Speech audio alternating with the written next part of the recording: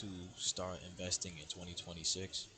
This is for educational purposes only, and this is just to get you guys a better understanding of what these terms are and how to get started or just jump started if you want to.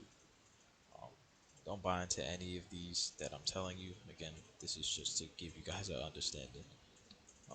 So what is the difference between these three? Um, Stocks are share or equity, just representing a portion of ownership in a corporation and typically divided into shares that can be bought or sold.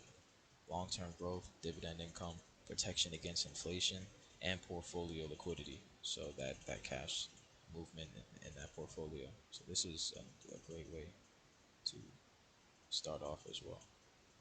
Bonds are a loan made by an investor to an issuer, governments, municipality, corporation, and the issuers. They'll take the money to fund these projects, operations, and financial needs, and in return promise us investors to interest. So a pay as in dividends, interest. And this is great for predictable income and cash flow, so you don't have to worry. You don't have to worry about anything doing this and that. This is just money on the dot coming in. ETFs, investment funds that pool money from multiple investors to buy diversified portfolios. It's cost effective, flexible investment opportunities, and it's great for that diversification for times when the economy is shifting and market flows with the economy, with news, federal reserves and whatnot. So everything is tied into one. What account should I use? We have different retirement accounts, and I really didn't know that until like sooner or later. Actually, my bad. So Roth IRAs, designed for retirement, potential tax-free qualified withdrawals. The contributions are made with after-tax money, and it just has a contribution limit, but it's great for decades of compounding potential. I mean, even when you hit that contribution limit, you can open up another Roth and fund that as well to get more into that tax-free money. So it's a great way. 401k. This is usually through your employer. Most people have them. They match between 1% to all the way up to 25%. Whatever match they do, I would just take that. And depending on your financial situation, do what you're comfortable with. But always try to take that match because it is just free money on the table, brother. I mean, be crazy not to. Be very asinine. Taxable brokerage. This is more flexible type of retirement or type of account, retirement account. Um, so it's no account restrictions or as in retirement. Investment gains and dividends can be taxable events. So any gains that you make into this brokerage account, for example, like Robinhood, you can use it for trading, investing, long term, um, retirement account, whatnot, whatever the case. Those gains can be taxed because this is that taxable brokerage account. Um, so just keep that in mind when or if you do choose this option. But what should you actually buy? Well, safety first. Um, there's broad market ETFs. You have VTI, VU, VT, the S&P 500, like we were just talking about, QQQ. There's different ETFs out there. They also have sector ETFs, so different sectors of the economy, as in technology, communications, consumer staples such as Pepsi, Coca-Cola, utilities, healthcare. Um, they have different sectors that you can look into as well as put into your portfolio to generate income. Bonds, so these are examples of some bonds: LQD, VTEB, BNDX. These are ticker symbols for the companies or the bonds. And then you have stocks. So you have Amazon, Meta, Google, Apple, Nvidia, like we talked about, Palantir, Intel, Robinhood, you name it. These are all companies you can look into and put your money into or own a portion of, which is stocks. Dollar cost averaging.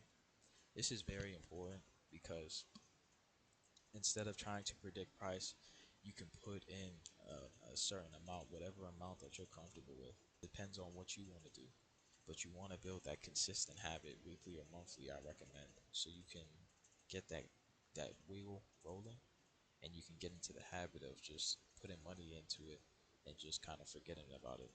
I like to think of it as paying myself first before anything. Like we were saying, you could buy a share at strike price of, let's say, $18.30, or knowing that that share can always fluctuate from $18 to 16 to 17 to maybe 20, you can dollar cost average into that position, and it'll be less volatile, but it'll be a steady gain over time if you dollar cost average, like we were talking about, weekly, monthly, daily, whatever you want to do. But this is just what I'm trying to explain, instead of buying an entire share of its price from to just dollar cost averaging. What should I begin with? Um, this is all dependent on the user, on the player. Like, whatever your financial situation is, go off of that. Everyone is different. Cover your basic expenses and have an emergency cushion. Have something you can fall back on when life throws you a curveball. Always. And determine that amount that you can consistently invest. You, without putting yourself in a hole. Beginner mistakes: chasing stocks after huge runs, putting all eggs into one basket, panic selling during crashes, trading instead of investing, using money you need soon, constantly checking your portfolio, buying something just from word of mouth. So just keep all these 7 little mistakes we all make, starting off, and just, over time you'll get out these habits. Where would I start with $0 today? If it was me, I would build an emergency fund just for any certain occasion, life expense, whatnot. Get your employer retirement match. They offer matches from up to 1% all the way up to 25%. Whatever that match is and whatever your financial standpoint is, you can go ahead and take advantage of that free money on the table. Open a Roth IRA. If eligible, is tax free. Um, Great compounding. Great for compounding money over time. And yeah, I rest my case. Constant contribution. So just getting that ball going. Diversify investment foundation. So like we were talking about with broad market ETFs, like VTI, VU, SPY, etc. You have sector ETFs that invest into certain parts of the economy and things of that nature. So like healthcare, communication, technology, finance, energy, utilities, real estate, consumer staples such as like Pepsi, Coca-Cola. That's what they mean. And then industrial. So like Boeing, that's an aircraft company that makes planes. So different sectors, different ways and different avenues of money and where you want to deploy that. Learn before buying individual stocks and increase contributions as income increases, and stay invested long term. Keyword long term. So let's go over here and show some examples. So this is a brokerage account on Robinhood, a taxable brokerage account. This is where you can make trades and also just invest long term.